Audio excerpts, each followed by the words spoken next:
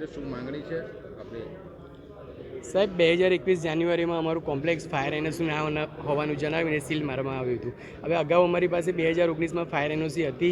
2019માં અમારું ગ્રામ્ય વુડાના હદ વિસ્તારમાં આવતું હતું. એના પછી કોર્પોરેશનમાં આવ્યા. 2021માં જ્યારે કોરોના કાળ પછી કોર્પોરેશને અમારી ફાયર એનઓસી રિન્યુઅલ પણ કરી.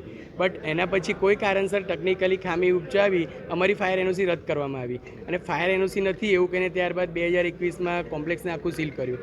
કોમ્પ્લેક્સને સીલ કર્યા પછી 50થી 60 જેટલા દુકાનદારો બેરોજગાર થઈ ગયા છે અને તેમની પાસે આર્થિક પોતાનું ઘર વપરાશ ચલાવી શકે તેવું કશું રહ્યું નથી. કોમ્પ્લેક્સ સીલ મારવાનું મુખ્ય કારણ ફાયર એનઓસી ના હોવાનું જણાવીને સીલ મારવામાં આવ્યું છે. હાલમાં કોઈ પ્રોસેસ કર્યો છે? હાલમાં અમે અમારા તરફથી બનતી બધી જ કોશિશ કરી છે કે ભાઈ ફાયર એનઓસી ના હતી અમારી તમે ખોટી રીતના રદ કરી છે. તો એમનું કહેવું એવું છે કે તમારા બિલ્ડિંગમાં બાંધકામના લઈને બાંધ્યા છે.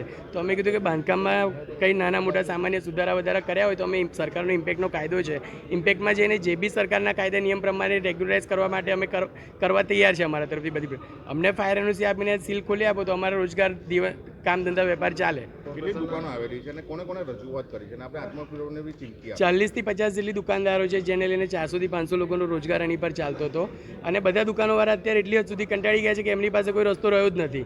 કે અમે વડોદરા કોર્પોરેશનમાં અનેક રજૂઆતો અમારા તરફથી કરી પણ કોઈ અમારી રજૂઆત જ સાંભળવા તૈયાર નથી. ના છૂટકે અમારી પાસે બીજો કોઈ રસ્તો રહ્યો જ નથી કે ભાઈ આર્થિક રીતે એટલા તૂટી ગયા છે અને પડી પણ ગયા છે. એક બાજુ વીએમસીના વેરા આવે, લોનોના હપ્તા ચાલુ છે કે સામાન્ય માણસ અને દુકાનદાર પૂરેપૂરા ત્રાસી ગયા છે. અમારી પાસે હવે કોઈ રસ્તો રહ્યો નથી. જો અમને 2 મહિનામાં ન્યાય નહીં મળે તો તમામ દુકાનદારો દુકાનના તાળા તોડીને આત્મવિલોપન કરશે.